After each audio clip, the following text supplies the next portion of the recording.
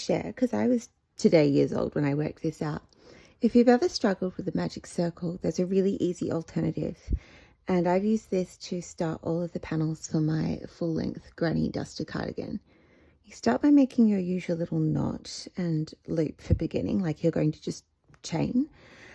But instead of magic circle, you just chain 6. 1, 2, 3, 4, 5, 6. And now you pretend that your first chain is actually your magic circle. So you yarn over and you work your little wedge of 3 double crochet into that first chain loop, like this. Hooray, amazing. Chain 2 for your corner. Keep working into that first chain loop because you're just pretending that's your magic circle.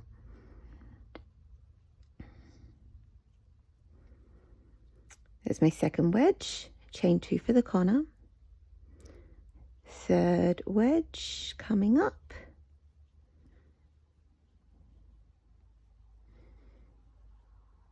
Chain 2 for the corner.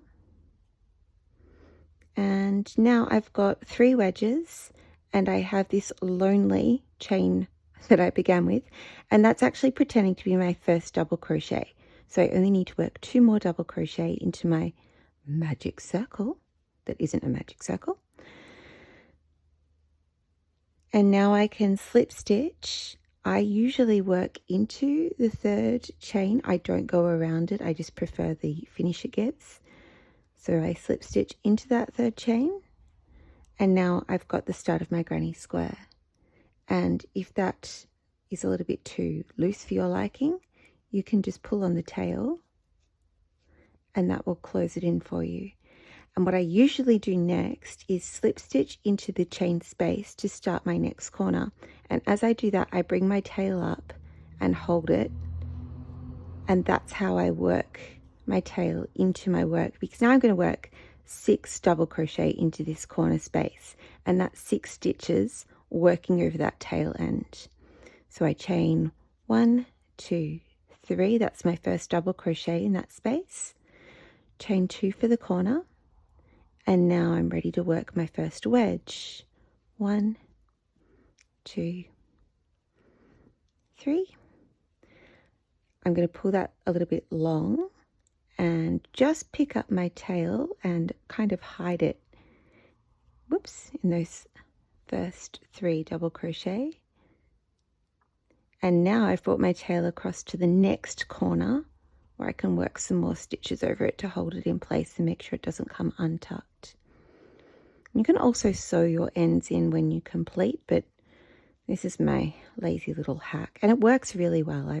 I've had a lot of work washed repeatedly in machines and hold up to some really rough wear with this technique. 2, 3. There's my next corner. Go across. 1, 2, 3. Chain 2 for the corner.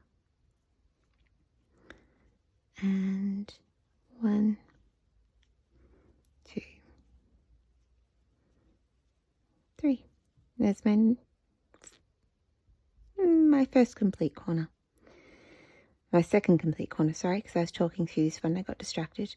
So you can see this is a really simple way to start a granny square without the fuss of a magic circle if you find that tricky. And it's the technique that I've used all the way through my granny duster coat, and you can find the pattern for that on my Etsy store, Keep Calm and Crochets. I hope that's useful to you, and happy crocheting!